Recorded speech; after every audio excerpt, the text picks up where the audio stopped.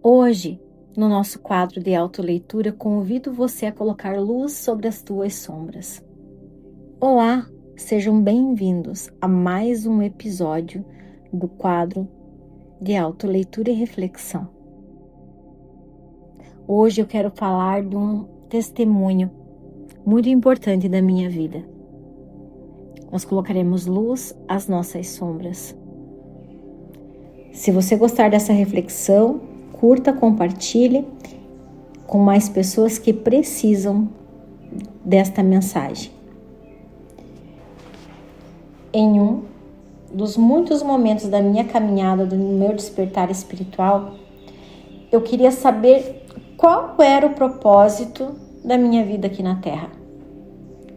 Eu sempre tive uma sensibilidade muito grande, uma vontade de servir, uma preocupação com a cura das pessoas.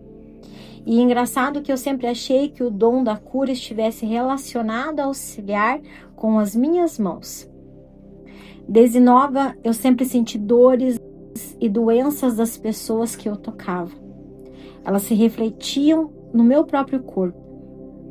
Como eu atuo na área da estética há 11 anos, muitas vezes, após atender uma pessoa, eu passava mal, sentia muitas dores no meu corpo, tontura, um cansaço que não era físico, mas sim emocional, e muitas vezes eu precisava ficar de cama por um tempo, descansando para que eu pudesse me recuperar.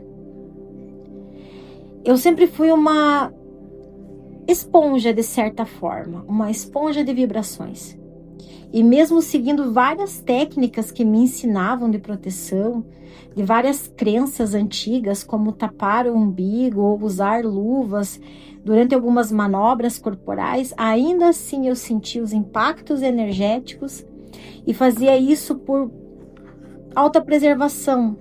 Eu quase não atendia, tentando evitar sintomas negativos do meu próprio físico, mas isso pouco adiantava. Eu conhecia algumas coisas que eu sentia, mas eu não tinha absoluta clareza sobre como, quando, onde e porquê. Como eu deveria usar, o que eu deveria fazer e porquê. Até que eu iniciei um propósito de 21 dias do Salmo 139 de Davi antes de dormir. E agora eu vou explicar para vocês o porquê o propósito de 21 dias. Estudos apontam que este é um tempo mínimo para que o cérebro, que o teu inconsciente, entenda isso como um novo hábito, como um padrão estabelecido e o torne automático. É como se você estivesse num caminho e ele te desse mais uma possibilidade segura para você percorrer. Porque o nosso inconsciente, ele age como se fosse um carro ao qual ele só vai para locais seguros, confortáveis e que economizem combustível e desgaste. Por isso, muitas vezes, nós repetimos padrões. Então, quando nós fazemos um movimento de 21 dias, nós estamos colocando mais essa possibilidade para que ele possa seguir de forma segura e tranquila. O Salmo 139 é um dos textos mais profundos e extraordinários da Bíblia, pois nele compreendemos que Deus nos conhece melhor do que nós mesmos e através dele encontramos o nosso próprio propósito e o que nós viemos fazer nesse mundo. Um detalhe muito importante é que se você fizer esta prática antes de dormir, deixe um caderno e uma caneta ao lado da cama para anotar tudo o que você sonhar. No meu caso, eu não sonhei, mas no dia seguinte, o início do estudo que eu comecei a fazer do Salmo 139, eu recebi 3 afirmações. O primeiro foi ouvir claramente: o teu nome é Lúcia, que significa luz, então ilumine. O segundo foi um paciente que marcou de última hora uma massagem terapêutica Normalmente outra profissional o atende, mas naquele dia resolvi eu auxiliar, pois ela estava gestante.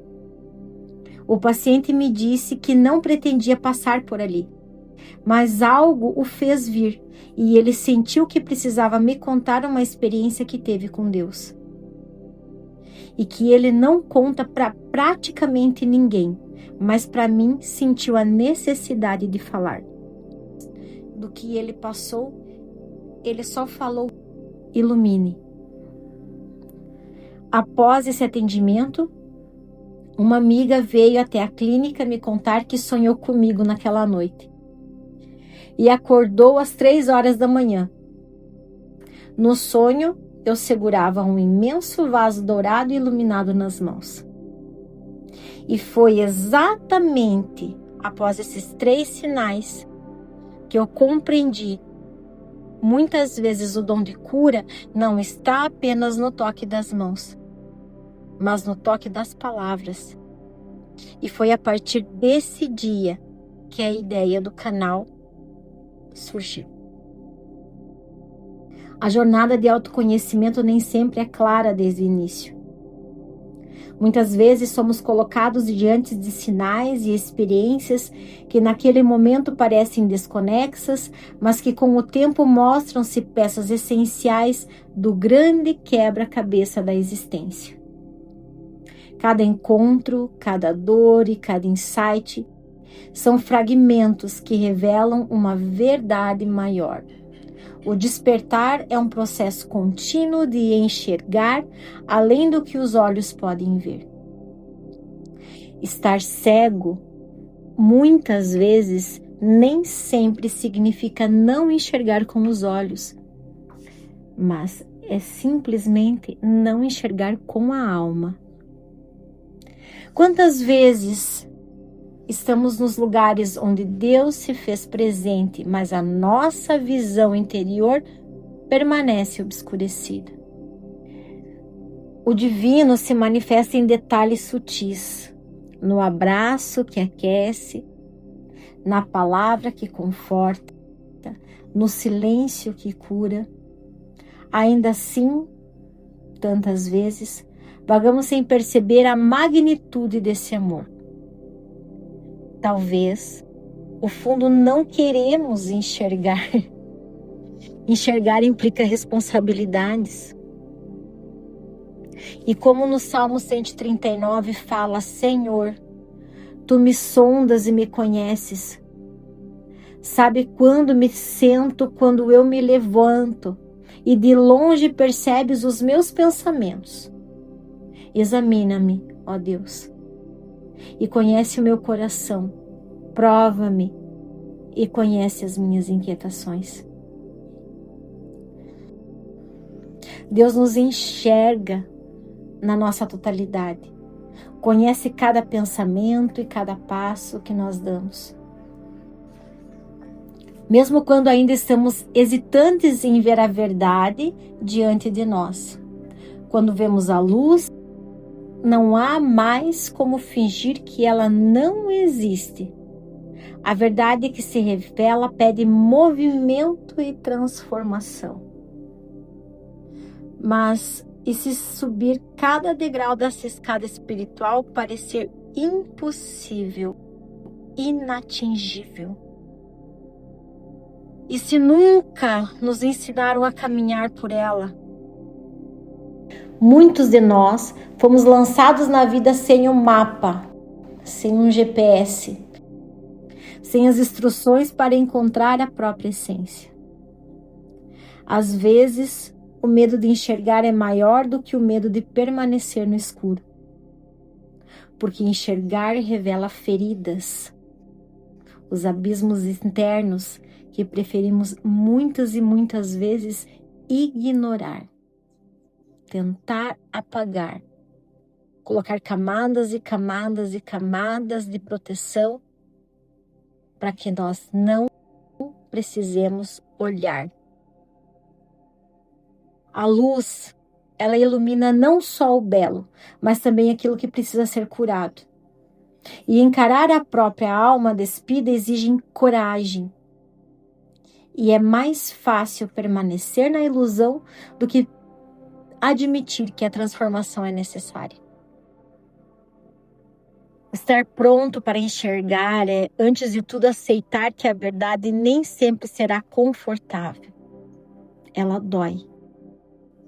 Mas é nessa verdade que encontramos a possibilidade de cura. Estar pronto, desestruture.